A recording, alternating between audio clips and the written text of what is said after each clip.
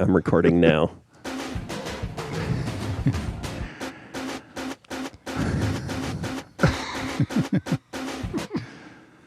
Hey, that's a cool sound. How'd they do that? Already a bad idea, right, Chris? You're already feeling Sampling is awesome. Sampling, there's so many fun things you can do with sampling. Dogs on a keyboard. This is good stuff. Well, let's get right into it. Welcome to Lost and Found and Rewound, a podcast where it is a bittersweet fact that the hosts are always right when it comes to superhero movies. I'm Chris Lost. I'm Found Jim. And I'm Rick Rewound. Do you all know what I was referring to? The Batman? The Batman. Because I've said previously on this podcast that there's never been a good Batman movie, and I hold to that even after seeing The Batman. And that Rick is right that superhero movies are trash. I think I'm done. I think I've fallen to Jim's or Rick's point of view on it, and then Jim is right to never really ever go see superhero movies. So I feel like we all have either gotten to or have taken the right approach with films. Have you seen The Batman, either of you? Jim, no, right? No. I went to see it in IMAX. Ooh. Which, again, I despise. I forget, at least the IMAX theater in our town, the volume is too high. And this is from a person who has, abused their... Well, no, I was sitting next to a 12-year-old who was like, is it going to be this loud the whole time? It was obnoxious loud instead of powerful loud, you know. But that may be just the way they've tuned the room. But yeah, no, I had the same feeling that I had about the Joker. Or Joker, sorry, the Joker. Right, that's going to be the sequel. It's going to be called The Joker. It's a Steve Miller documentary.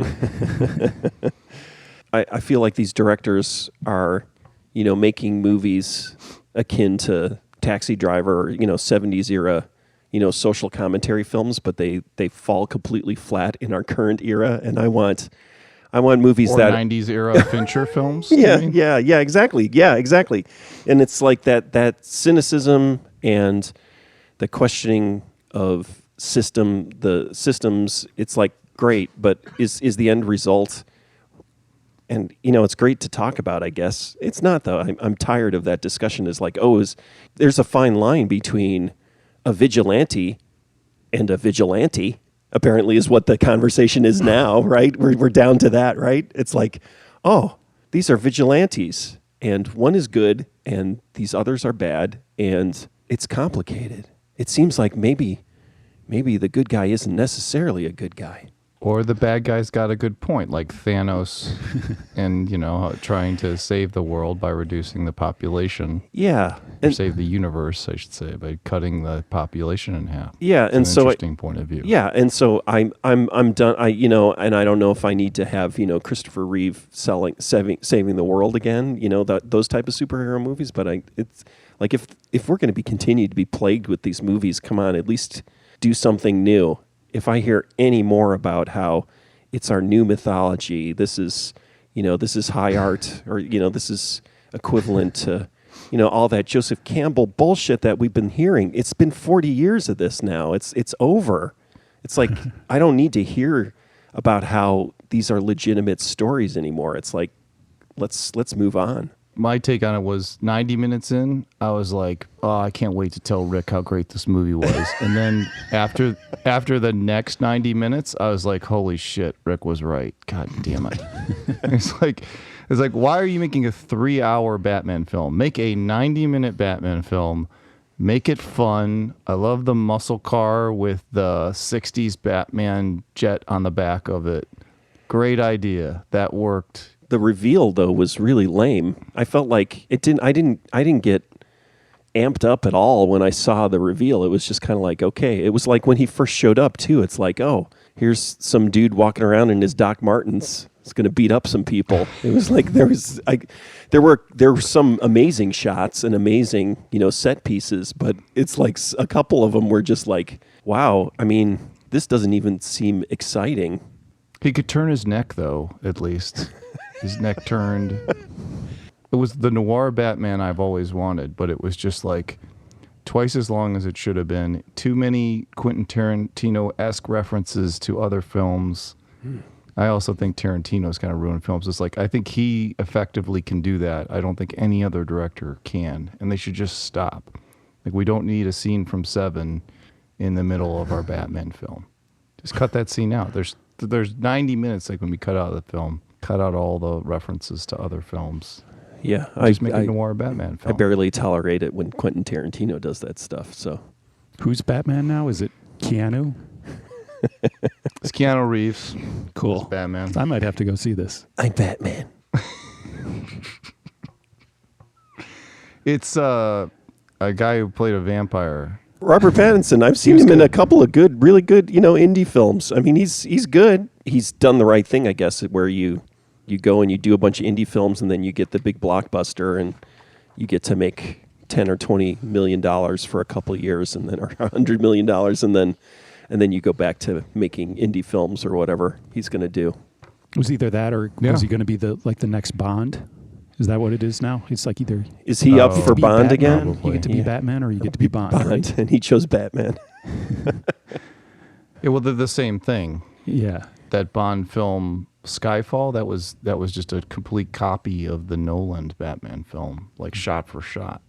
Mm-hmm. I think I've gone over that on this. The Joker and Javier Bardem being the same character. You could go point by point, and it's just the same movie. They both burnt down their mansions at some point. Yeah, that's right. I remember you both talking had, about that. Yeah. Batmobiles that shot things and stuff. It was basically the same film. Anyway, we're not here to talk about Batman, are we? We're here to talk about one of the greatest superheroes in prog rock, in the history of prog rock, Mr. Phil Collins, and his incredible drumming and how it changed the world.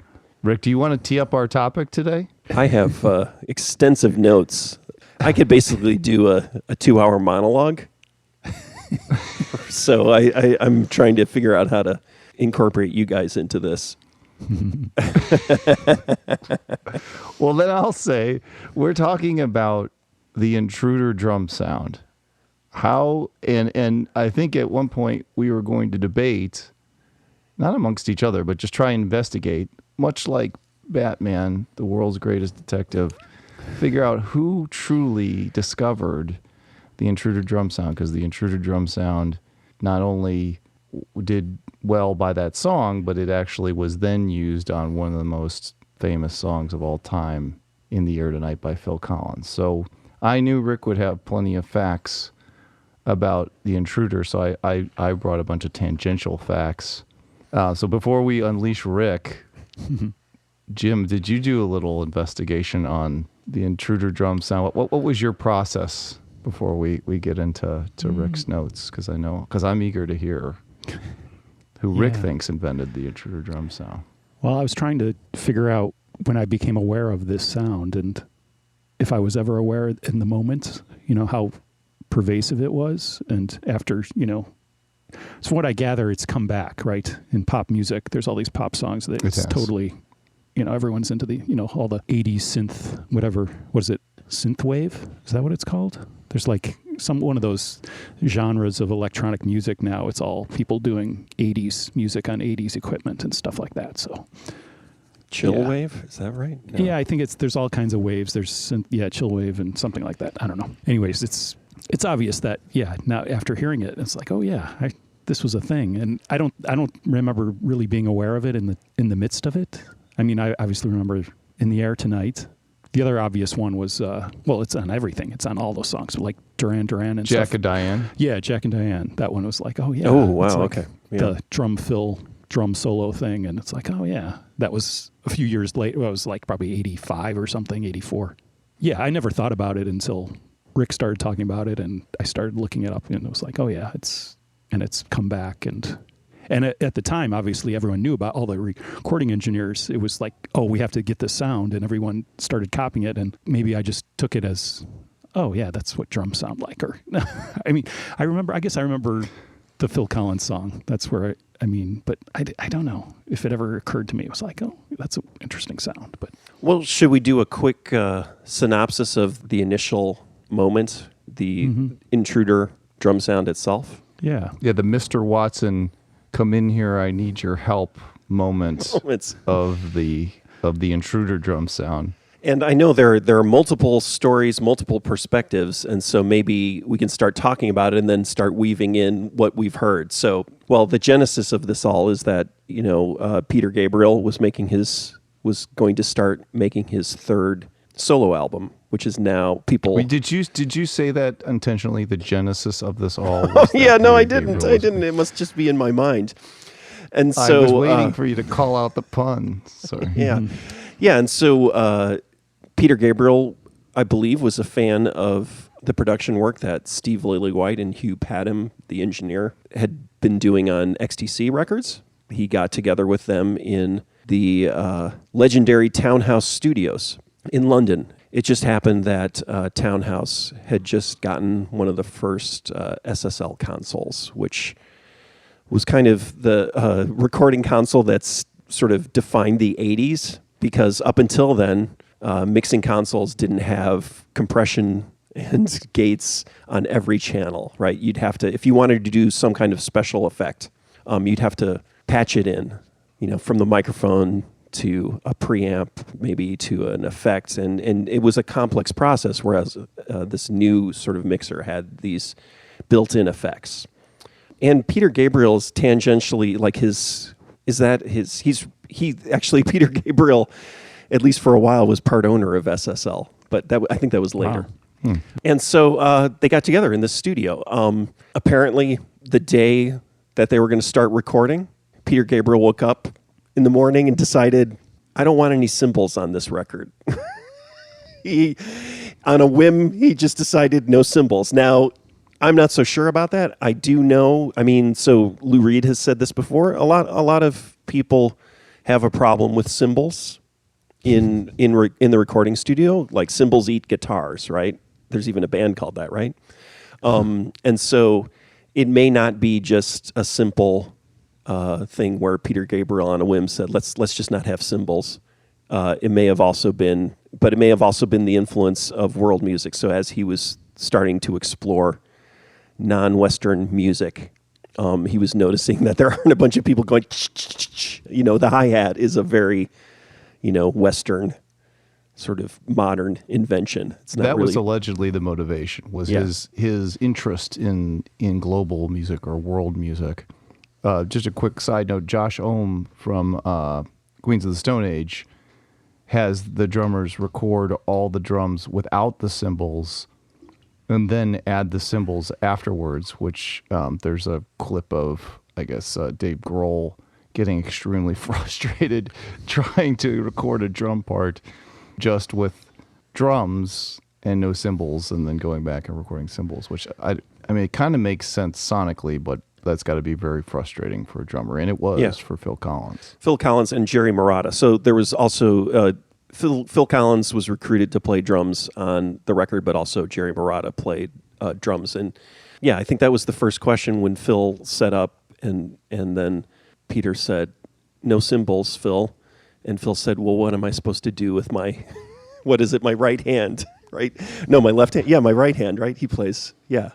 So it was a little bit of a problem. Jerry Marotta, the other drummer who plays on like Games Without Frontiers, he plays on most of the record, actually. There are only 3 Phil Collins songs on the third Peter Gabriel solo record. Apparently was very frustrated.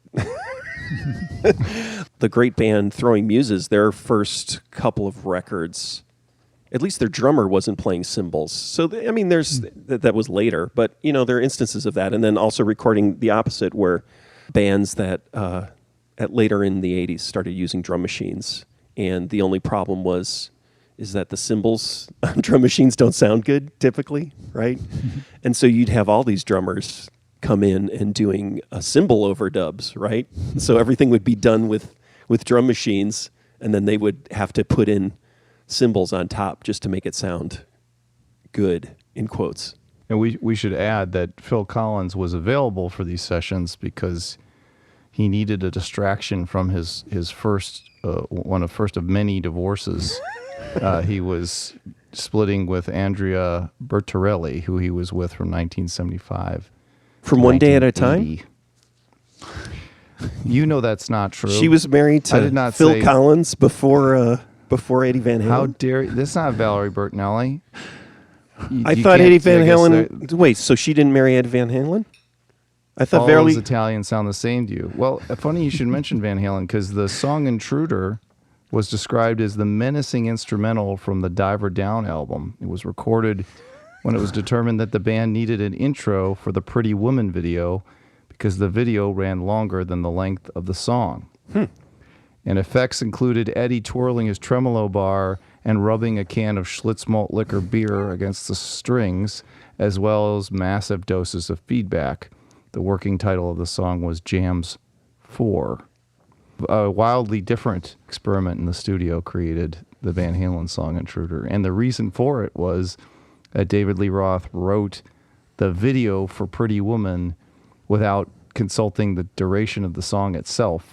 And when his script came in at a certain duration longer than the song, they had to actually create an opening to Pretty Woman. And that's why there's that Fascinating. crazy opening track. Crazy. That's Sorry. fascinating. We should do a whole episode on Important that. On the video for Pretty Woman. Sorry, go ahead, Rick. So then they set up Phil in the townhouse studio, the Stone Room. So that was the thing. It's not an exceptionally large room, but a reflective space. It had the drum set up in there. Typically with studios, there are talkback microphones. Initially with studios, you'd be in the control room and there would be a microphone in the control room and the engineer and producer would be able to talk to the musicians. They'd turn on the microphone, talk to the musicians. And then the musicians, might talk back, but there, typically wasn't a talkback microphone. But I believe the SSL had a setup to have a reverse talkback.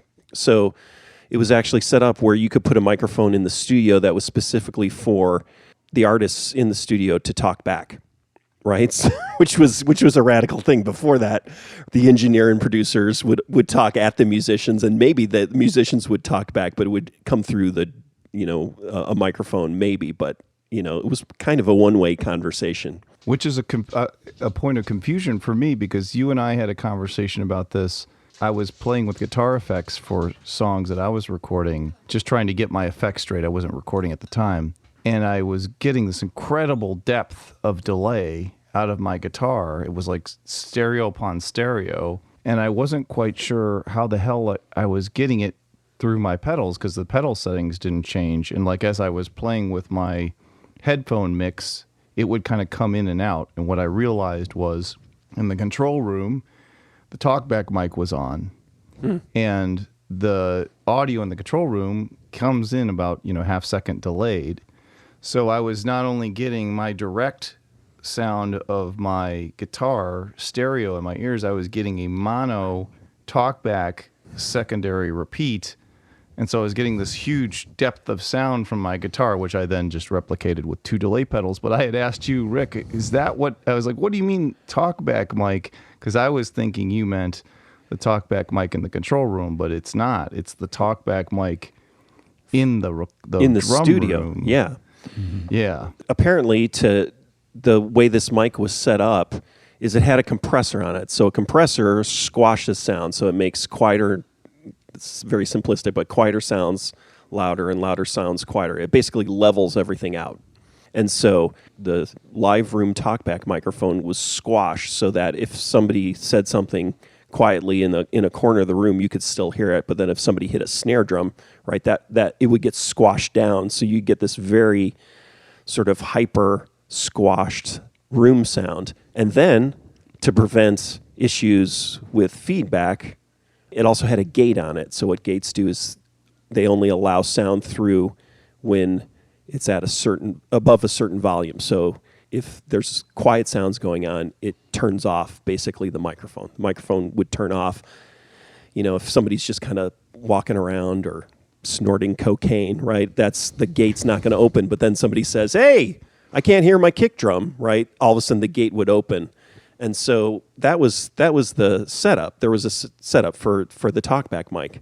And the gate was very aggressive. Super so that, aggressive. the console, right? Too. It was the Yeah. SSL was built in. Yes. It's the specific compressor made just for that. Yeah, which I in fact have a plugin that from SSL that emulates the talkback microphone. So the thing is that these SSL consoles had specific compressors on each channel. So like you'd mic up a guitar and you'd have a compressor on that channel, but then there was also a mix bus compressor that's different, and that is for squashing the whole mix. And then the talkback mic had its own compressor. Right, so there are three different types of compressors on this version of the SSL console. Super nerdy. So Phil Collins was doing a drum check, I guess, right? He's just playing a drum beat, and Hugh Padgham, the engineer, is sitting there fiddling around, and the talkback mic opens up while Phil is playing the drums, and he's just playing a drum beat, and Peter Gabriel went, "Holy cow, what's that?" What's going on there? And so the combination of all these things, I actually have a little audio example of the different parts if you want me to play it. Not of the actual parts, but an example of how it works. Mm-hmm. So I've got a sound of like some dry toms. Could you hear that? Yeah. Yes, and then we should point out the resonance of the toms is what you're listening to. Or maybe play it again, Rick, and for the audience. What you're listening to is that after the tom is hit, there's a very natural decay to the resonance of the tom. So boom. Yeah. So this is what you would call a close mic. So microphone's up close to the drums. And then you've got a room sound. So in this case, I'm just kind of using a room sound. So here would be. So if you imagine a microphone in a studio just picking up the drums inside the room, you get that. And then with a very natural resonance. Yeah. Right, very natural resonance to those drums. Yeah. And then if you squash that with a compressor, you get... So that's just the room sound squashed, and it makes the drums sound a lot more percussive, and it amplifies that reverb. And then if you gate that sound, so you stop it, let's see how it sounds here. It's a little extreme, but that's that same drum room sound, but then each hit only opens up the sound, so you get that reverb sound, but then it cuts off. It doesn't hang. And then if you combine it with the drums, you get a... And mine is not as powerful, but... Peter Gabriel heard this drum sound coming through the talkback mic and got very excited. So let's play that drum sound.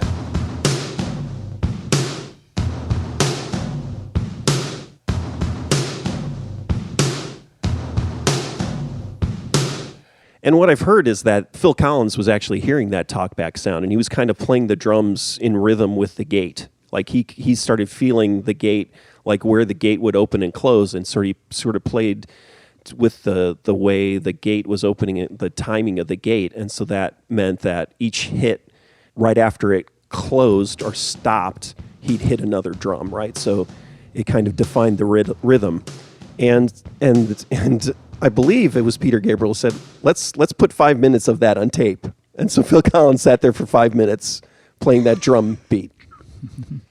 And they wrote a song around it. Which is brilliant.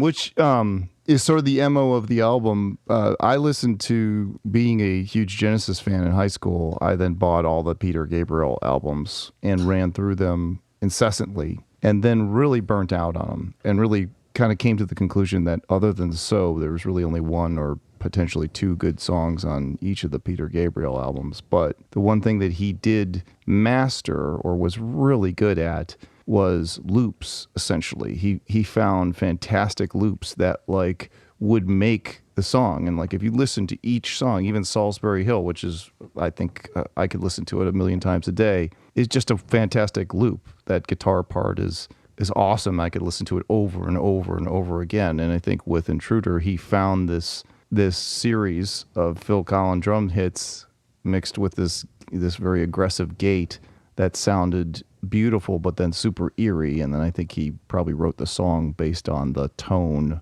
of the drums. I don't know that for a fact of how he got that. The song is about a burglar who breaks into a woman's home and is never caught. And Gabriel wanted the listener to feel a sense of urgency, so he made the song intentionally creepy. He says that it was one that he enjoyed performing live. And Gabriel also cited the work of filmmakers Bernard Herrmann and Alfred Hitchcock as influences on the song.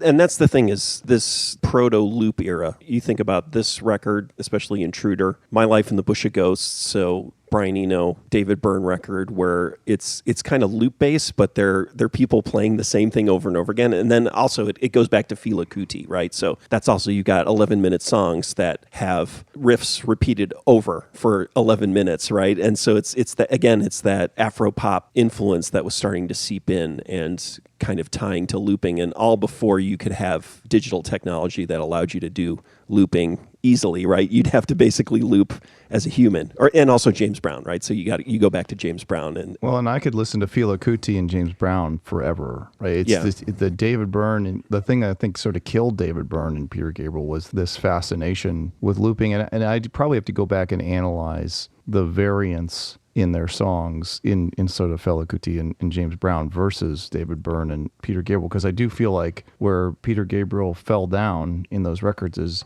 he just got so enamored with the loop that nothing happened, or there wasn't enough that would happen to vary the song. And so after you got past the first 30 seconds, it just was boring. It was him singing over the loop.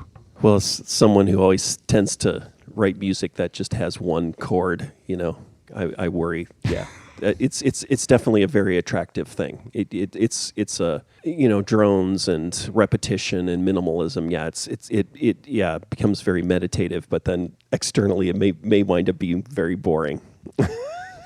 But Fela Kuti is a great example of, you can go for 11 minutes and it can be really amazing, and it's what you need to study to understand. Or James Brown, right? Yeah.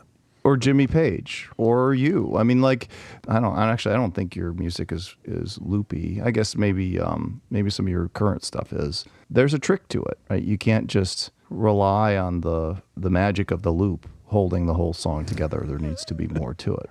And like Jimmy Page, all those Zeppelin songs are just the same riff over and over and over again. It's just such a damn good riff that it works. Yeah. So there's a cast of characters involved in this recording, and it's a really important cast of characters. Well, first off, the studio, Townhouse Studios, right? So the studio space itself, that room and that sound.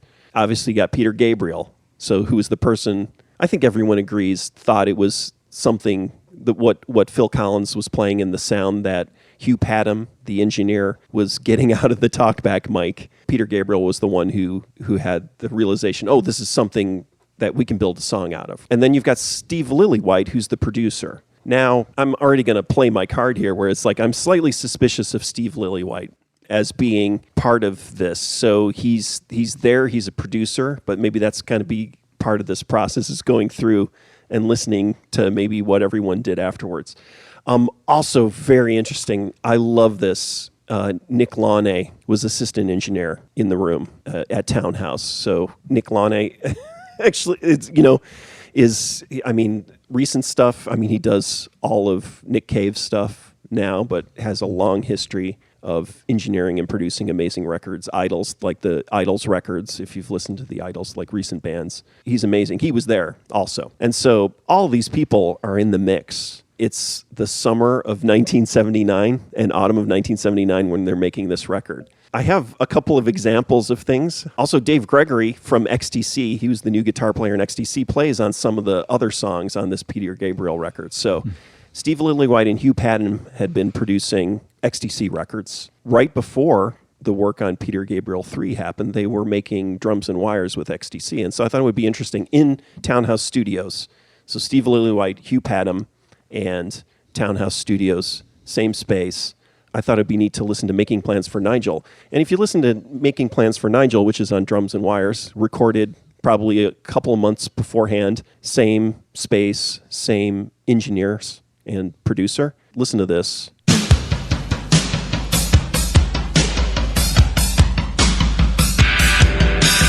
Now, that famous intro to Making Plans for Nigel, you listen to it and you go, oh, wow, that's kind of a big drum sound too.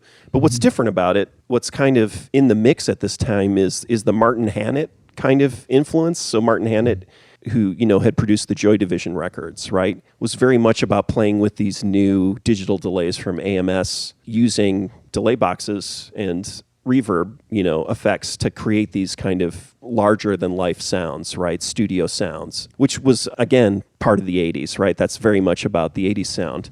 And so if you actually listen to Making Plans for Nigel, it's not the room sound. It's not the Intruder sound that's making the drums sound big. It's extra reverb added in, as opposed to the natural room sound. Well, and the decay's not cut off either. That's the big difference. Yeah, and you have that kind of bigger sound.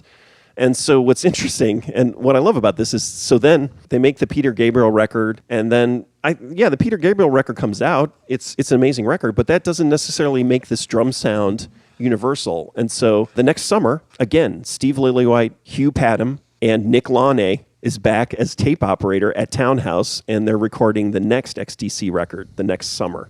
And so if you listen to the drums in Respectable Street, all of a sudden,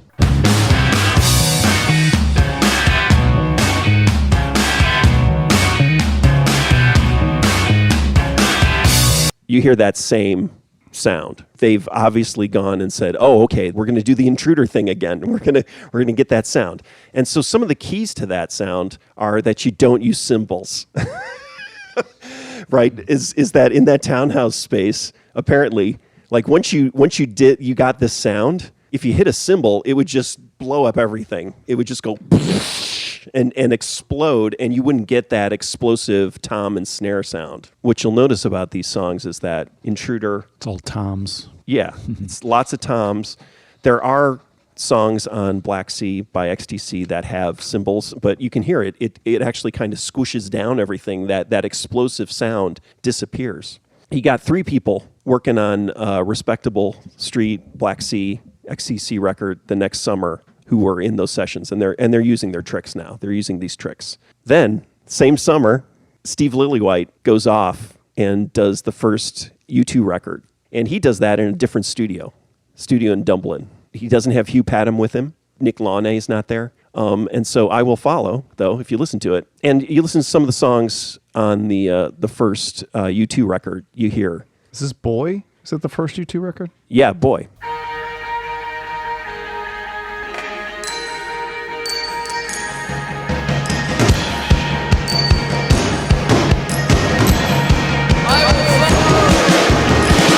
Similar, but it's playing drums in a hallway, I think, and then having mics, and doesn't necessarily have those gates. Right. This is the part I love. Nick Launay, the tape op and the assistant engineer, is working at the Townhouse, and Public Image Limited is trying to record a new record right after Jah Wobble has quit the band.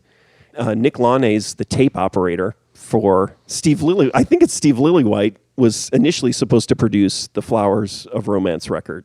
What became the Flower of Romance record. He quit, and then there was somebody else who was engineering it, but the person engineering this Public Image Limited record didn't understand the SSL console because it was a new thing.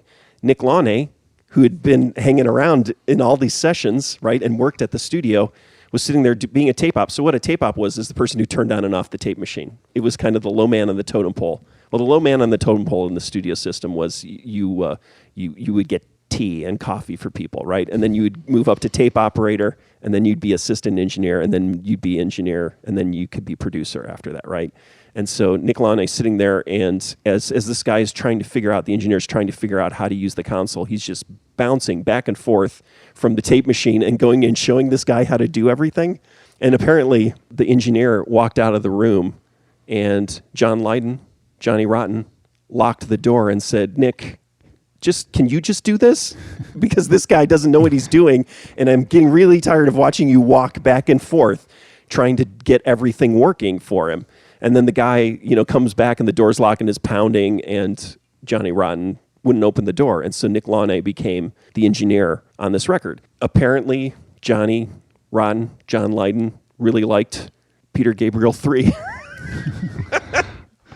Nick Launay got the Intruder drum sound working for Flowers of Romance and a lot of that record. So the Public Image Limited record, which was late November or October, November, in the fall of 1980. You got this.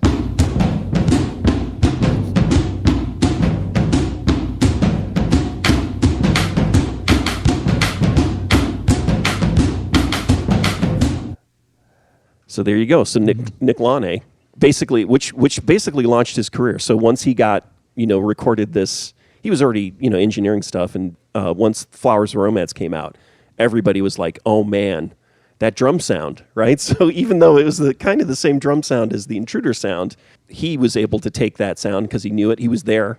He was an eyewitness. It's the same studio. He knew how to set it up, got it working. This very percussive sound got repurposed for Public Image Limited. And then that leads to that fall. Phil Collins is working on the solo record. Face Value. Face Value. And he gets Hugh Padgham. So this is the thing, is Steve Lillywhite's not there. He doesn't ask Steve Lillywhite. He asks Hugh Padgham, the engineer, to come by.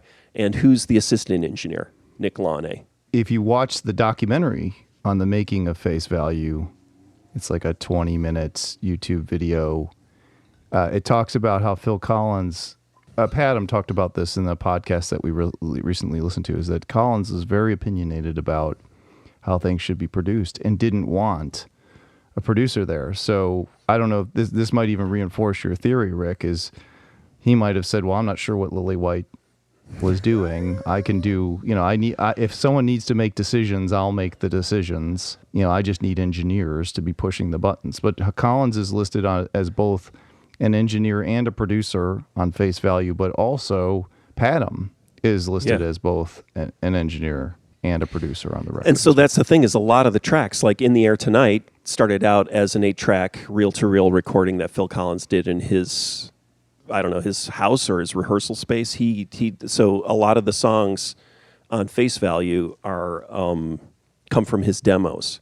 So In the Air Tonight, the drum machine, the synths, maybe even the vocoder part are from his original demos. They just took his demos and ran them off onto a 16-track or 24-track machine and then, overdubbed stuff. And so probably that's a way that a lot of the record work, right? Face Value and Abacab both came out in 81. Genesis came out in 83. All three of those albums, maybe not so much Abacab, but certainly Face Value and Genesis feature that drum trick, the Intruder drum trick. And all three of those records, Phil Collins was wringing out all the pain of his divorce into those three records. That's the main subject matter for those three records. But speaking of Face Value, there was an interesting coincidence that happened amongst the three of us today. Face Value, I actually love that record. In the Air Tonight's on the first side. I particularly love the second side of that record, which starts with the song I Missed Again. And I would argue that the first 5 songs on that B-side just make up one of the best broken-hearted pop records of all time until you get to the last song. But I'll read the first 5 are I Missed Again, You Know What I Mean, Thunder and Lightning, I'm Not Moving, and If Leaving Me Is Easy.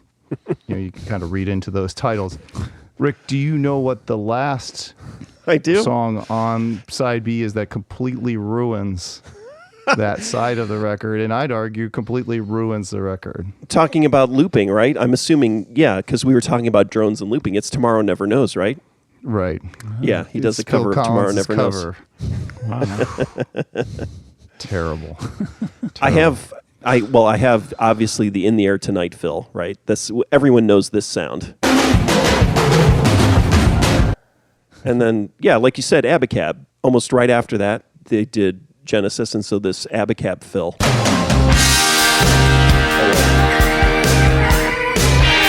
Same thing.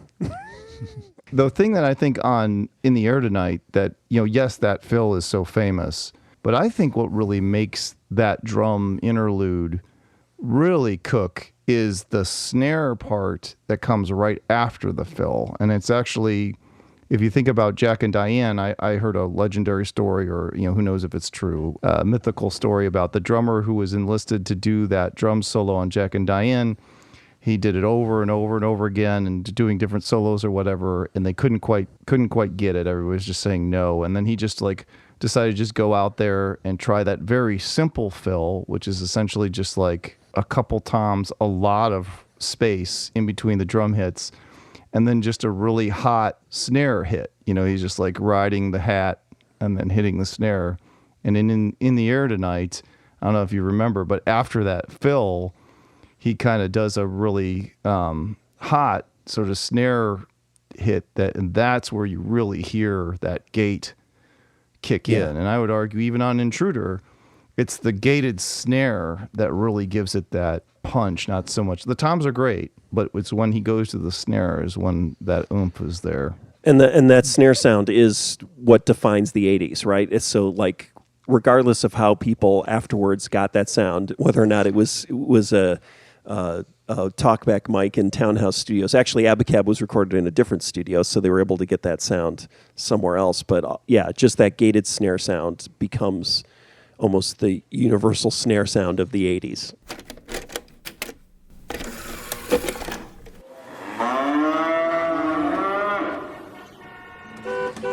Kansas City.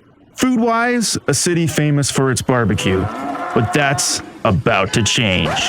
My name is W. Dave Keith, host of the podcast Taco the Town, and I believe that Kansas City is one of the most underrated, underappreciated, up-and-coming taco towns in the USA. On Taco the Town, we will shine a light on all the amazing tacos Kansas City has to offer. Kansas City is a great taco town filled with a variety of untapped taco stylings and flavors, and on the Taco the Town podcast, we won't stop until we've tasted every taco in the town. No taco table will go unturned. Each episode, we review a new taco joint with a special guest. We share taco memories, discuss taco topics, and put tacos to the test. We check the latest stories in taco news, and no taco is off the table on Taco the Town. If you love tacos, like I do, you're gonna love Taco the Town. Available on iTunes, Stitcher, Podbean, and Google Play.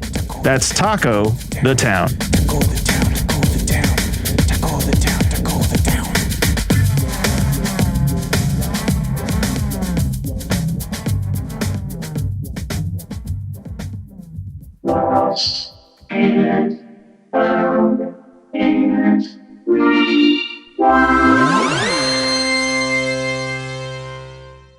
Prince used this sound extensively and grew tired of it when he got to Sign of the Times, which is something that I read. But so Sign of the Times was where he kind of ditched the gated snare. But if you think about Parade, and the song New Position on Parade is a really good example of what I think is a mixture of acoustic and drum machines, acoustic drums and drum machines, using that effect to sort of emphasize his production prowess. I don't know if you have that sample with you. I don't. I have some more samples. I have Hugh Padgham, because of his work with XTC, got hired to do the fourth Police record, Ghost in the Machine. And what's interesting to me is different studio. They went to Air Studios and what was the other studio? I can't remember. He's not using it universally. So if you listen to like One World, a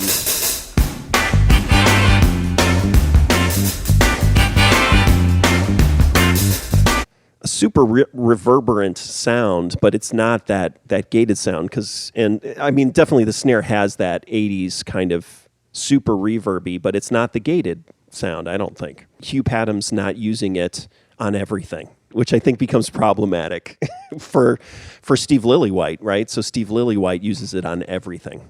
That was recorded. Those two Police records, Ghost in the Machine and Synchronicity, were both recorded in the West Indies at George Martin's studio. It's featured in the documentary Under the Volcano. I recommend everybody watch it. And it's a great story about all these artists who came to this incredible place where nobody treated them like celebrities and they could freely record all these records. And like the Rolling Stones went there, Elton John went there, Police went there. Unfortunately, it was all like at the tail end of their great eras in music, so they didn't record great records there. In fact, I would also make the argument that while Hugh Padgham has come up with some amazing sounds, he's not necessarily been a part of what I would consider legendary records. So Ghost in the Machine, absolutely. Synchronicity, I don't know, it's like a hit or miss record for me. Yeah. XTC stuff, all the XTC stuff he was involved in, I love too. Well, actually, it gets a little crazy. Some of the gated stuff on that. But well, then they moved it once their drummer left and going to the drum machines. I think that was slightly problematic with XTC, the drum machine era of XTC. In the Air Tonight is what really kind of cemented it. There's, Phil Collins produced a solo record for Frida from ABBA. This is when I remember I heard this song on the radio. It was one of the first times where I was like, oh, I know this sounds like the Phil Collins record, right? It was one of the first instances where I could hear production, right? I think I made like a production connection. And it's obvious now, but...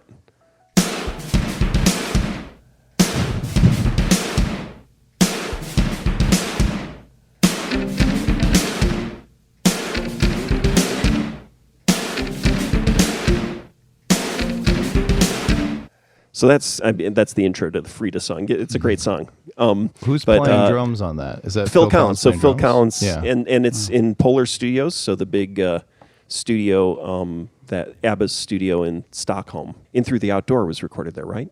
Or was the previous record? I don't know. There were a lot of great like late 70s, early 80s records recorded at that studio, and so yeah, without any of the other characters, right? It's just Phil Collins. So obviously Phil Collins is an essential part of that, right? Is having him as the drummer, right? And then probably the interesting thing that I picked up on in your description that I didn't know was that he started to play the gate. And that actually makes a lot of sense because as you were playing some of those other samples, it didn't sound like those drummers were playing the gate. They were letting the engineer, they were just playing and they weren't necessarily listening to the effect. Whereas, I think Phil Collins is one of the best drummers of all time, just feel and technique. And, he's a great drummer. And it just shows that he clearly has that sense of production to like listen to the gate, to play to the gate, to create the loop, or at least get them to change the timing of the gate so he could play with it. Because like when you played that sample from the Frida record, I was like, that's got to be Phil Collins because he's working the snare and the toms perfectly with the effect. And it just sounds like the way he hits. He was a very hard hitter and great drummer. Anyway, how do the two of you think about Phil Collins as a drummer or feel about Phil Collins as a musical artist? I'm fascinated by his voice, actually. So even though he's got the background singer problem, so for a while there, well, the background singer problem is basically if you're the background singer for someone, a really powerful singer, sometimes you wind up sounding like them. So if you've ever heard The Edge, I'm trying to remember the couple songs that The Edge sings. You're like, is that Bono singing quieter?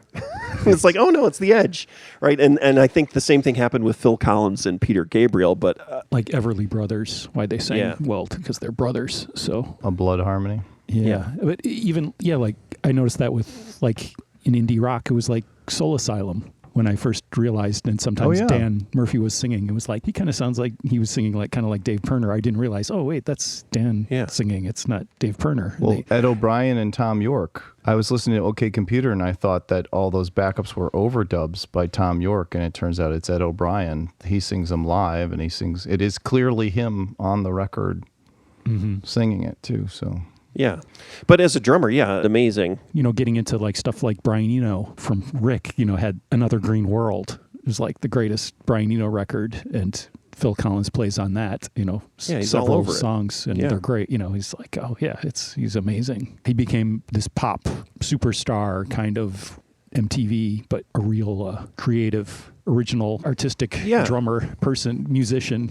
He's great. That core group, right? So you've got Peter Gabriel, you've got Robert Fripp, you've got Brian Eno. People don't lump Phil Collins in with them, but I think they should. I think he's definitely part of that whole. When prog rock evolved into new wave, it was just kind of a continuum. So I think Phil Collins was one of those people. Well, he became a punchline in our lifetime, right? There was a period, and I think he's back now, but I think there was a period of time where Phil Collins was synonymous with, again, someone I love, but people may have made a punchline, Barry Manilow, or even Neil Diamond at one point had become a punchline. They basically saw him as an adult contemporary crooner as opposed to just a guy with an incredible sense of musicianship. Now, granted, I don't like all of Phil Collins' songs. I can't even listen to anything besides Face Value, and I've got issues with songs on that record. and I've gone deep on all the Genesis records and everything, but like I do admire, he's done more great shit than most legends have ever done, right? So like, sure, his catalog of bad stuff is extensive. His catalog of amazing stuff is just as extensive. And speaking about him as a punchline, there's this great NPR interview that this woman does with Phil Collins. She's an NPR journalist. She and her boyfriend used to listen to Phil Collins records, ironically. And they would make fun of, they'd listen to them, because they're mostly about his divorces, and they're always about his relationships, and they're very, heartfelt and sappy at times, or brokenhearted, melancholy, with Tower of Power horns, blasting all through his heartbreak. And she then had this interview with Phil Collins where she's like, well, see, my boyfriend and I used to listen to you as a joke. And then as we listened to your music over and over again, we started to take it really seriously. And Phil Collins is sitting there listening to this woman say, yeah, I used to think your music was a joke. Then as I started to get into it, we thought it was really good music. And then she's like, and then my boyfriend dumped me. And then I started listening to your records, and they had a whole new meaning to me that was like even deeper than when I sincerely liked your records. So now you're sitting on the other end of this conversation as Phil Collins, listening to this woman say, hey, I initially thought you were a joke, just surface. Then I thought you were pretty good. Then I realized the true meaning in all of this, and you really got me through something. So Phil Collins' reaction was he then started to interview her about their relationship and how hard the breakup was. And he took it as an opportunity to help her work through this brokenhearted situation with her boyfriend. And that was when I said, hey, there's a lot of weird stuff about this guy, his political beliefs. There's a lot of music I don't like of his. There's a lot of music I do like of his. But that was a really cool way to deal with somebody who just presented you with that amount of information. So, I don't know, in my book, he's an okay dude. He's got to be an okay dude. Yeah. Oh, yeah. Yeah, I think I've heard that same interview. Yeah, and it's really interesting. It says something, too, about the power of music. And it's got to be strange when your art, which you use to work out your personal issues, right, becomes resonant with millions or hundreds of millions of people, and then you lose control of it in a way, but it's still very personal also. It's got to be a very strange experience. I was thinking about, in the interview with Padgham, I don't know, Padgham. Yeah, they say Padgham, but I can't say that name. That's the way he says his name, but I don't like it. I want to call him Hugh Padgham. The podcast, it's the guy from Spandau Ballet, right? He brought up, I was curious, the first time, we started talking about this or thinking about this sound, it was like live, like, do you recreate this live? And it came up in that podcast. It was like, did they start doing this live? And is it possible to do that live? And it seemed like it's not really, but then they started talking about the AMS, the digital reverbs, how they started becoming presets. This sound became, you could get it in the box. And so they probably did start using it in live arenas or something. I don't know, but if you could really do that, because it's such a big echoey space. Now Rick saw Peter Gabriel live. Oh, yeah. When did you see? That was early, but it was after this, right? Or not too long after. The Security Tour, so the record after. Okay, yeah, it was this fourth record, right? The first thing I thought was like, did they start trying to do this live? And it's like... Yeah, they do. So that's the thing is like the SPX 90, so one of the first sort of universal digital multi-effects, Yamaha SPX 90, had a gated reverb effect. So it had reverbs, had nonlinear reverbs, which, kind of replicate the sound of a room. And then they had gated reverb sounds. So yeah. If you had a big enough PA... Still, yes. The space would drown it. If you're close to the PA, you could get that effect, the cutoff. Yes. But if you're in certain parts of this if you're in a giant room, it wouldn't work. So it's just. And then drum machines too. Drum machines would have this snare sound, especially in the tom sound built in. They'd add the gated reverb sound to that. Uh-huh. I think that's what Prince keyed off on. He started using it in drum machines. Mm-hmm. I think you could do it live. It would then resonate. Yeah, just really loud. Yeah. Like if Motorhead wanted to do it, if they had used the gated sound, I'm sure, it would have worked then. You just have to crank it. That's the thing is this sound, it became pervasive. I have a few more clips of the kind of up sort of the arc, but then I'm not familiar with Motorhead's catalog, but I bet it's possible. It's possible there's a record that has. That would be interesting. And so that was the disservice is that there's some bands where no, it's not good. Yeah. This is not a sound you should add to it, and it became added to everything. I actually have an example of that. So, and this is a Steve Lillywhite production. Marshall Crenshaw, you know, Someday, Some Way, that really amazing kind of retro sounding song, but then his second record, Steve Lillywhite produced. It's notorious, basically, for having this explosive 80s drum sound, entirely inappropriate for Marshall Crenshaw. Well, let's just play a clip of it.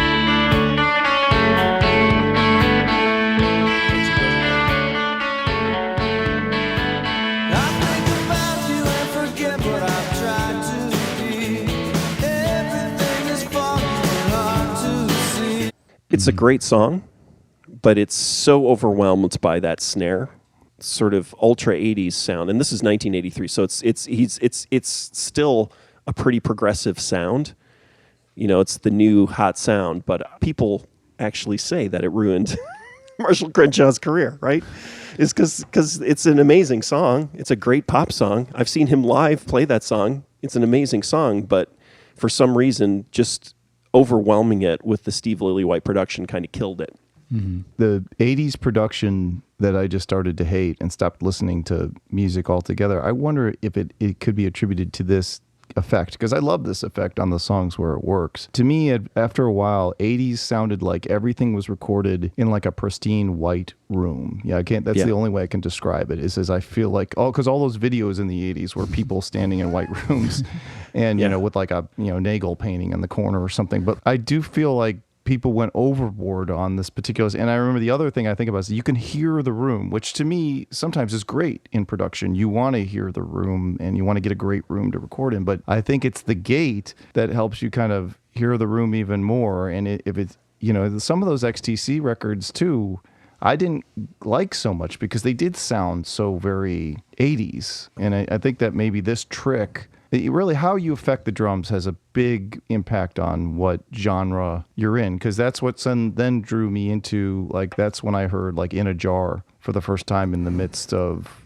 it was the late 80s, but I was just finally completely sick of all of that shit that was coming, Icicle Works and all that stuff. I'm sure they used that effect on that big song they had, but it was like I heard In a Jar and I was like, holy shit, this is pop music. It's heavier than any Led Zeppelin song I've ever heard.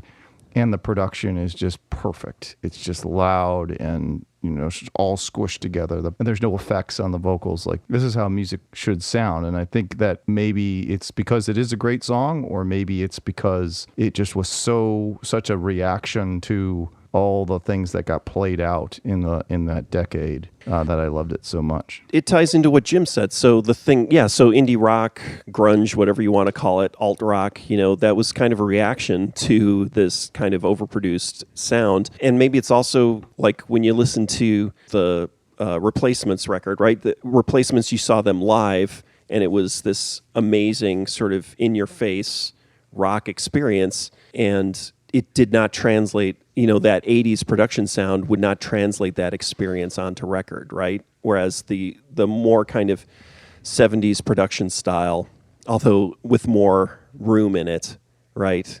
More of a Zeppelin-like production style, maybe late 60s, did a better job of representing that live energy, right? As opposed to the constructed energy of this kind of Intruder era of recording. And so that's the thing, is the origin of this, right? So Intruder is the original song, is a song manufactured completely in the studio and inspired by the room and the equipment and the musicians, right? But it's not something that was created as a song. It was something that was created from a sound, a loop, a feel, a studio trick. Yeah, so I think maybe, the kind of indie rock grunge, is a reaction to that, and then the live thing is part of it too. Well, and also they didn't have the budgets or the access to the thank God they didn't have the budgets or the access to the studios to put that shit, because then the Replacements are a great example. My favorite Replacements album is Sorry Ma and then Stink, and then beyond that there's some good stuff on, but they're all sort of hit or miss records. And then you get to Don't Tell a Soul, which is just like the ultimate amount of money and production that you could put on a record. And the instruments are sometimes hardly discernible because of the reverb on that record. It's just, I don't even know how they got there. I can't even figure out how they got there. I read that book, and allegedly to some degree they did want to get softer as a band or something, but I don't know. It was a bummer. I have a few more clips. Do you want me to play them, or is this too much? Yeah, Am you I should doing play too 'em. much? I thought you were going to jump me for criticizing a twin tone artist on this podcast, but I guess you're No. going to let that one slide. Not at all. Because, I did that once before and was handed a homework assignment that took me several hours to complete. Actually, from somebody who was on Stink. By the way, you guys know that, right? What's that? Dave Pirner was on Stink. Oh, is he? No, Is I he? didn't- Is he he yells something? Is he in the crowd? Fuck you, man! Oh, okay, yeah. It's like, He's this one of is the- the Minneapolis police. Party That's is Dave over. Pirner. Wow, that's great. Fuck you, man. I've got a clip of Modern Love from Let's Dance. So obviously, this is where Nile Rodgers, right, producing David Bowie, and he's like, okay, this is the new drum sound. This is the drum sound of the '80s, and I think this kind of locks it in. And this is recorded at the record plant. Oh no, the power station. Sorry, power station. Very important.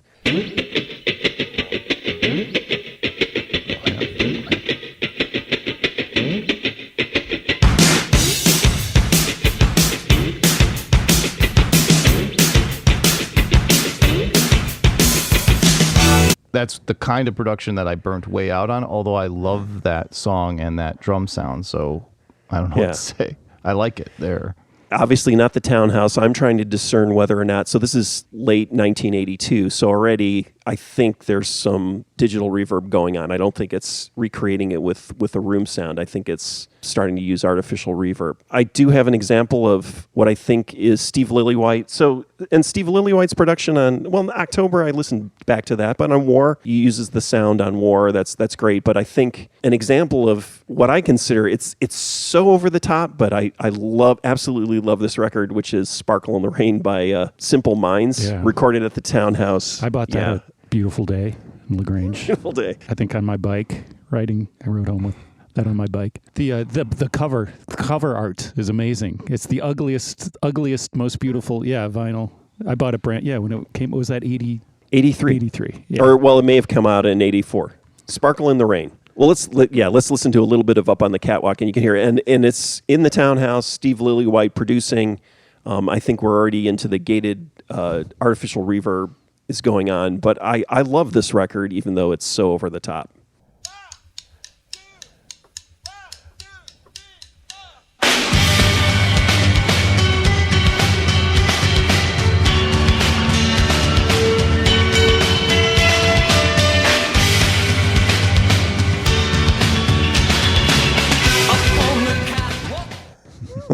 It gives me chills. It's just so much reverb on that. Well, now they had a great drummer, too. Yes. I was listening to Tears for Fears today, thinking about that there were these sort of one-hit wonder bands or two-hit, three-hit wonder bands in the 80s who I was listening to this breakdown of Everybody Wants to Rule the World, and I was like, this is an incredible song. It's just the 80s production for some reason kind of ruins it a little bit for me, but I still love it. I'll listen to it any day. Simple Minds, their drummer, so many very memorable drum sequences, and they were talking in this breakdown as a Rick Beato breakdown on YouTube about how there's a part in Everybody Wants to Rule the World that's just a huge instrumental part of a radio pop song, which is just not heard of nowadays. You wouldn't let people play instruments without vocals for that long. If you think about it, Simple Minds, they let their drummer and their rhythm section essentially go for long stretches of time, just playing things that were incredibly catchy. So I think part of the formula, and I think you're trying to get to this, Rick, is who made this sound? Was it the room? Was it the drummer? Was it the engineer? I loved what I just heard there. I would argue that you've got to have a great drummer pulling and someone who's in tune Exactly. with what they're trying to accomplish. And that Simple Minds drummer, based on how much I love his parts, I can see him sort of getting on board with what they're trying to accomplish. And I'm trying to remember, he was not the original drummer, so there's a switch. I'm trying to remember if he shows up on Sons and Fascination, or he shows up a little later, and there's the original bass player is astounding. I love the original bass player, and I think he might still be on Sparkle in the Rain, but he disappears. But Sons and Fascination is a great Simple Minds record just for the drums and the bass. Because I think it's probably both of them. It's the crossover where the the bass player, the great bass player, and then the great drummer comes in, and both of them together. It's an amazing record. It's very much what you were talking about, Chris, is the loopy nature of it. I love the first 10 seconds or the intros of each of the songs on that record. The songs themselves, they get a little tiresome after a while because they are just kind of one thing. A lot of times. Right. That'll lead me to my last sample, which is Some Like It Hot by the Power Station, which was half of Duran Duran, and then Tommy Thompson, not Tommy Thompson. Who was the drummer from Chic? What's his name? I think that's right. I think it's Tommy Thompson. Yeah. Right? And then Bernard Edwards, the bass player. So Nile Rodgers did Let's Dance, right? And then Bernard Edwards, who was also in Chic, produced Some Like It Hot, the Power Station album. Tommy Thompson from Chic plays the drums. Another great example.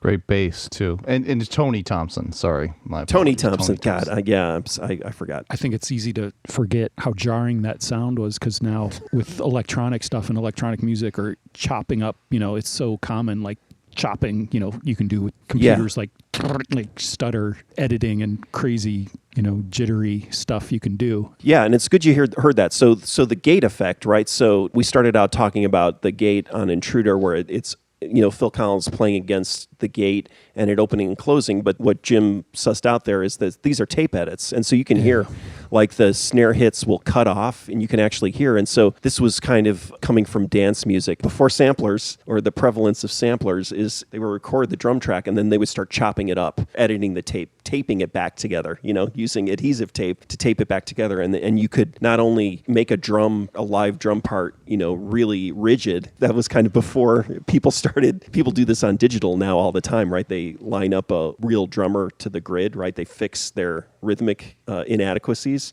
That's what started happening before sampling and before digital recording, digital audio workstations, is they would actually do that with tapes. But it started out from that idea. Yeah, you'd have a drum fill, but you could chop it up and you could, have certain hits repeat and stutter, in a Big Country, produced by Steve Lillywhite, has that same stuff going on, right? The intro also has the huge tape edits on the drums. And so which would be a nightmare, not only, right, to do yes. analog-wise. It's a nightmare. If you think about it, you're trying to keep the song on a metronome, I guess, maybe not, it doesn't matter. Because if you're doing tracking it, so you have the drummer play a track, but you're going to try and cut the snare drum quick and then put back enough blank tape so that the measure is still the same length it was before you cut half the snare hit out of it, which sounds like a nightmare. Definitely search YouTube. It's really fascinating watching. There are a couple of great clips of people showing old school analog tape, like remix edits. And so it's you see the number of cuts. They're just flying by, and then there's leader tape in between. So you'll have things like bop, bop, and then it'll go dat, dat, dat, dat, dat, dat, right, with a snare drum, and it'll be like 10 little tiny pieces of tape alternating with 10 pieces of leader tape, blank tape in between, and they've taped that all together. And the way they did it is they had a ruler, right? You'd mark off based on the tempo, right? And so you could start slicing the tape, and you'd roll the tape, and you'd measure out stuff, and you could start piecing it together, uniformly. It was totally insane. So everything that people do now on computers, people were doing with tape. They even did it was it like window pane or like multi-track cutting multi-track tape? Like window pane edits, the legendary. Jesus. So you would actually 24-track tape, 2-inch tape, and you would find just the look like a little checkerboard slice, little slice of the snare drum track, right? And you'd cut a little window and move the snare drum over, and so it wasn't even chopping the whole tape; it was cutting little windows out. Because they were window pane edits. We did that like in our records. That was still happening. We never did anything like that crazy window pane, but it was usually drum tracks. You'd record drums first, and then like at Steve's house, I remember like on his 8-track machine, we even did that. We were just there for an afternoon or something, and he did that. You know, that's the first person I ever saw and do, like cut out bits and just look, let's, you know, tighten things up and then re-record it over stuff. But it was like just getting some of the drum tracks tightened up or something. And that was his comment while he was editing stuff is, oh yeah, that Pixies record, none of the songs had beginnings and endings. This is basically what I did to finish the Pixies record is I had to chop and put things on the beginning and ends because they hadn't figured out how to start or end their songs. And so all that stuff, you know, like the weird little conversations and the stop, you know, all that's tape edits. That's Steve chopping stuff up. You fucking die. You fucking, exactly. Not many people It's know all that's that. Dave Perner saying that on the. That's not true.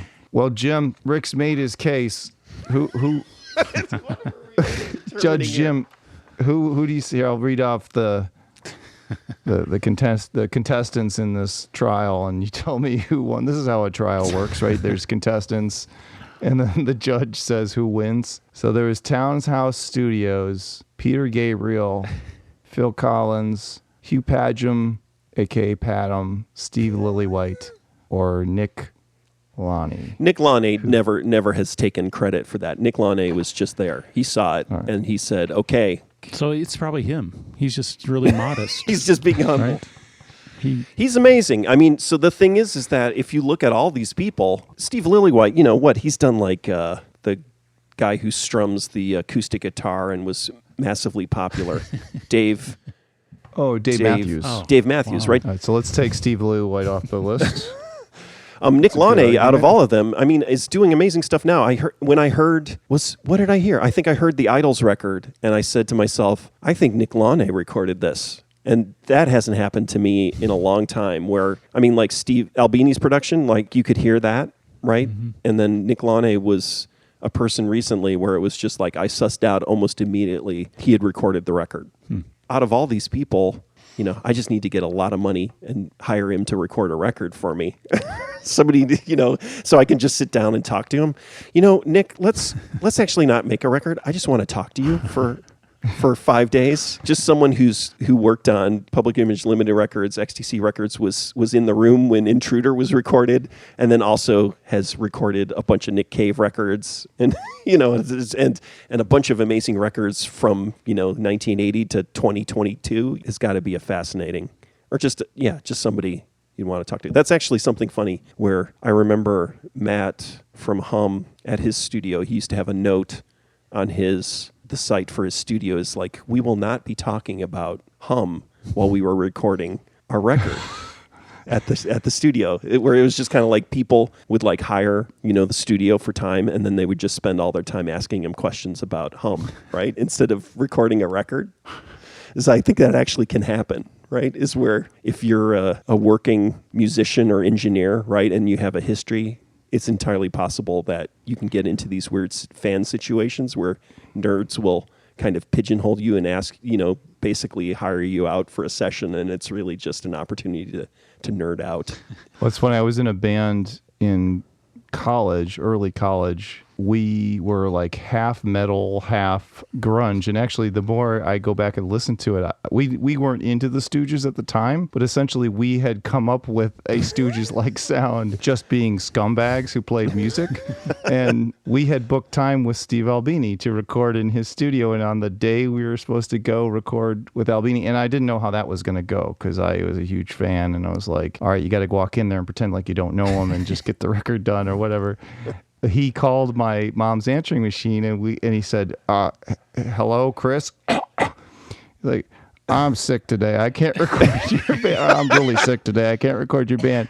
And so I was so pissed. I called up my buddy Matt and I said, he's not going to record us today. I told him about the answering machine message. So we sampled it. So now we have this awesome sample of Steve Albini going, hello, Chris. I'm real sick today. I can't record your band. So we're someday, like I'm waiting until I can get in a band that's big enough and then I'm going to put in that Steve Albini sample and be like, hey man, you should have recorded us because now I'm using you in our hit song. I'll be using him like he used samples to piece together that Pixies record.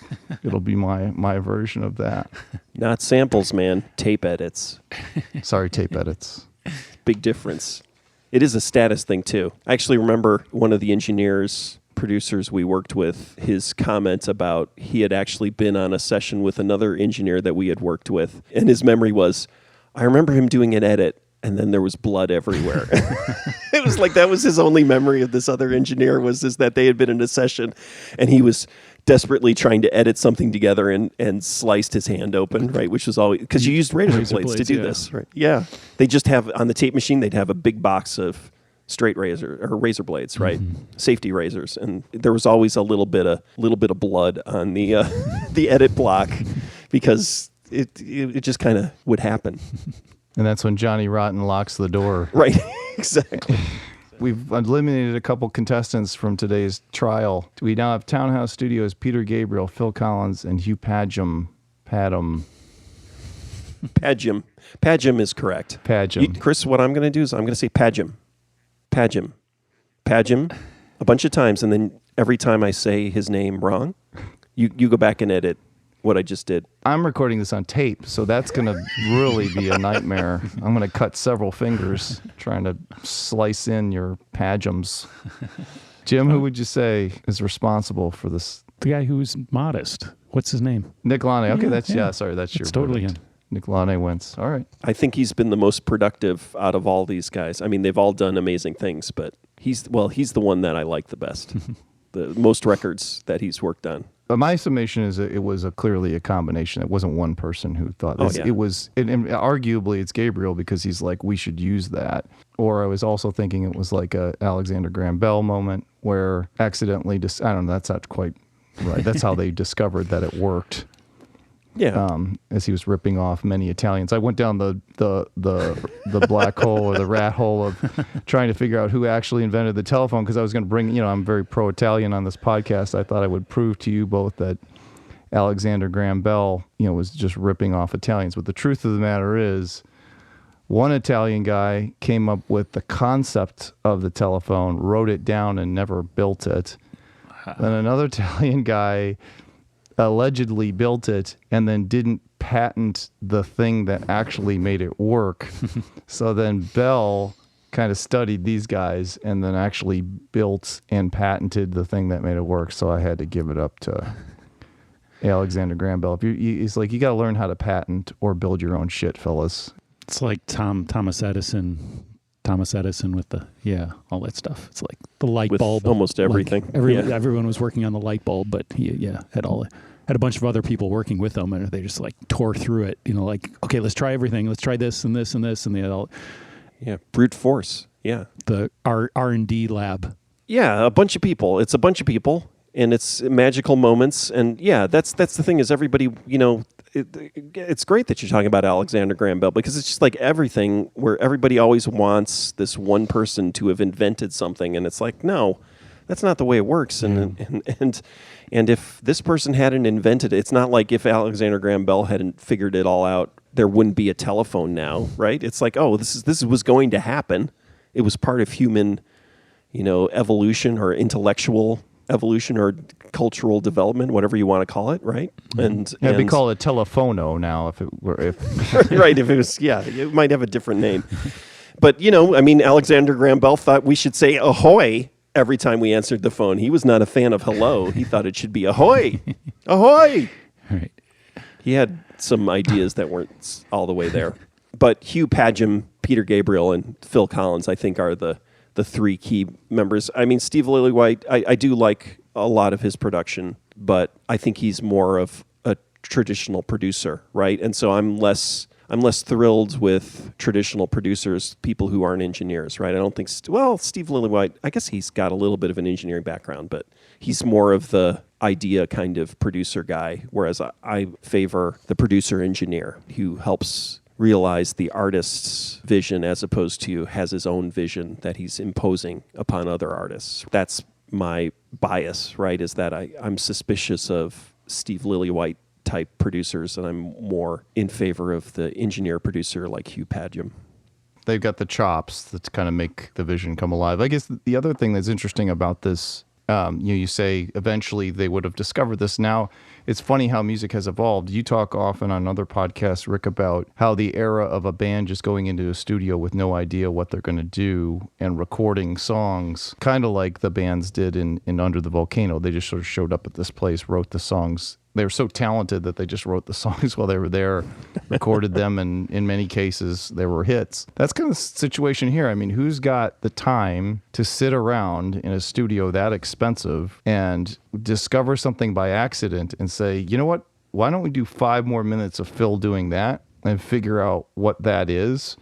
And then let's stop and write a whole song around it. That, I guess it can happen in a home studio. That's what happens in home studios now, and I think it happens a lot. I do think in like sort of mainstream pop production, listening to Trevor Horn talk about his studio and how he was disappointed that people were just booking writing sessions. And so in his world, a writing session, in the 60s and 70s, that was like, he builds this amazing studio in London, and he's thinking people are using it as a demo studio where you'd go in and you'd record scratch versions of your songs because you didn't have home recording, right? And that's what he thought people were doing in his studio. But now what people do in studios is they do what you're kind of talking about, but it's like sitting there with a laptop, right? You don't necessarily have a full band, a live room or anything. You're just in a control room, and a bunch of people are throwing out ideas that they've worked up on their laptops, loops, melodies, and they start mashing them together, and then somebody tries to put lyrics on top of. So I do think that methodology is happening. It's just not happening in the big giant, studio with a live room that costs, $10,000 a day to block out, right? That's not what's happening anymore. That stuff is happening. Somebody's doing the independent work on a laptop, and then they go into a writing studio and they flesh it out, and then maybe somebody mixes it or adds a little bit extra stuff on top of it in a larger studio, but maybe not. Maybe it's the mixer is mixing it in his home studio, on a laptop. There's some pretty mainstream, big time pop music or mainstream music mixers. People who do mixing that mix inside the box are all laptop based now and using headphones. Like there's one guy who just always talks about, I do everything on the laptop with headphones, and it's just like that's against the rules, kind of like it's like everything you hear is like, how you can make a record sound good and mix it is. Well, no, you have to have at least listen to it through the air, through really nice speakers, and have a nice mixing console to do that. And it's like nobody listens to music that way, so the argument to not mix it that way, that's everybody listens to it through their phones with earbuds. So laptop with headphones is almost overkill compared to how it's you're mixing consumed. for earbuds. Yeah. But the idea of sticking a Neumann in a live room so that the drummer can talk back to you and then accidentally, capturing the effect of an SSL console, that would be harder to discover and get it to the mainstream today. I occasionally give this lecture in a music business class talking about kind of the history of music production. A lot of the kids these days, you talk about a delay, or they have a plugin called a tape delay, and they don't actually know why it's called a tape delay or why it sounds like it does. And if you actually show them then a video of like somebody using a actual physical tape delay, like doing the kind of tape delay that like Elvis had on his voice, and then I've had students say, I knew what the sounds these things make, but I didn't understand that they were actually connected to a real world thing. It's been so extracted from the original physical process, like this gated drum sound, right? It's not a natural sound. I think it goes back where people are interested, and it's like you again try to find a different sound, and it's not necessarily finding it through inside the computer. It might be just like, let's record these drums with one microphone or only 3 microphones. We just watched Get Back. I just watched this Beatles documentary, and they had three microphones on the drums. Can we do that? It's like, maybe I'll try that. So it does kind of loop around where people, I think, go back to the original old school way of doing things too, though. So we'll see. When you all recorded, didn't you record and Styx was in the studio and they had like 5 mics on the snare drum or something? Is that just a rumor that? Well, no. It was our second record with Steve, but we were doing stuff on the weekends. So this was Chicago Recording Company. So that's right. Most of their money was coming from jingles. So they would be doing jingles all during the week, and then people like Ian Burgess and Steve Albini could get the weekends for cheap and then you just book the weekend and a band. So we were there, but then, yeah, Styx was recording in the new studio. So we were in the old studio, which was beautiful. It was the studio where Love Roller Coaster was recorded, like all the Ohio Players stuff, but it was the same, right? So we were working on the 70s console, which was the old studio. So nobody wanted to work on that, right? So Steve and Ian would work in that studio because that was the cheap studio, and it was the one that was available on the weekends. Styx was working in the new, 80s, 90s studio, and yeah, they had like the assistant engineer on our session, came back from that other studio and said, other room, and said, yeah, they have 48 microphones on the drums for the Styx record. And it was just like, there were a lot of microphones on our drums. In our, Steve was doing room mics, and he was doing all the stuff that he does, but it was definitely, that was more microphones than we had used on the whole record. You can barely see the drums. For the microphones. From the microphones, it was just like a forest of microphones. I shouldn't laugh. I think there's like 16 drum tracks on our latest recording, or something like that.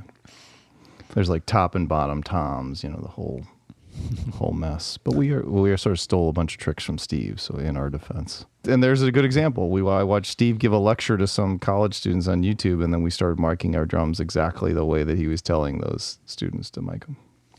Most of the microphones I have are the microphones he recommended I buy 30 years ago. He just gave me a list. This is what you use for a kick drum. Get these for toms and everything like that. So I have like a 1980s, 1990s indie rock starter kit. So you've got $60,000 Russian microphones in your house? Is that what No, you're saying? I don't. Yeah, no, he had that, but he was like, oh, well, this is, if you're just recording and starting out recording, yeah, get these, I think he even recommended an SM57. I know he's not a fan of SM57s, but I think he recommended those even. He's like, yeah, you can get one of those or use those. Those are okay for guitar amps. The Audix mics are pretty good for cheap, and they're sort of semi-EQ'd. They're nice. They work. None of it matters. Like, again, yeah, like the first Van Halen record was done with SM57s, and then whatever the cheaper version of an SM57 was. like the drums are all mic'd up with, I think there's a Neumann in there, one or two, but it's all basic Shure mics, and even the less expensive, whatever that variant of that was like the 57 but cheaper. Yeah. No gear will make you sound like Van Halen, and Dan Halen doesn't need good gear to sound great. We said the same thing about Prince, right? His rig was garbage. It was a knockoff telly through like a Gorilla amp or something, using all stock Boss pedals. He's just like, I'm a kick-ass guitarist. I don't need good gear. I'm a musician. Yeah, so. That's the story always with, like, I think it's like Eric Clapton or something. It's like somebody's playing a guitar and then their guitar and they're not happy with the way it sounds, and then Eric Clapton's there and he picks up the guitar and it sounds like Eric Clapton. Right? It doesn't matter, right? It's at some point it's how you play the guitar, it's not the guitar itself.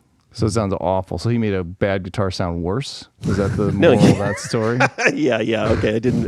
I knew if I said Eric Clapton, but I feel like that is what the story was. I should have picked someone else. I'm really struggling now because I've always disliked Eric Clapton. I've always ripped on Eric Clapton, and I'd catch a lot of flack. And now that Eric Clapton is so hated, it's like you don't want to go along with everyone else. You want to, so you kind of feel like, yeah, to be like, I hate Eric Clapton. It's like, oh yeah, everybody hates Eric Clapton. You got to take a stand now. You got to say, you know what, cut him some slack. He's one of the greatest guitarists ever. You ever hear those Blues Breakers records? They're fantastic.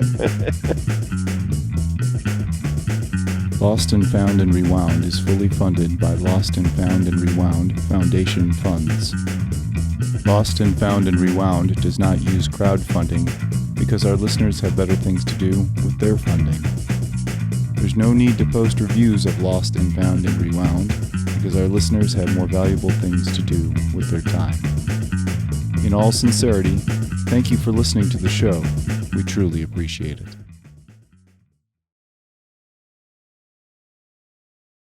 Lotus Pod.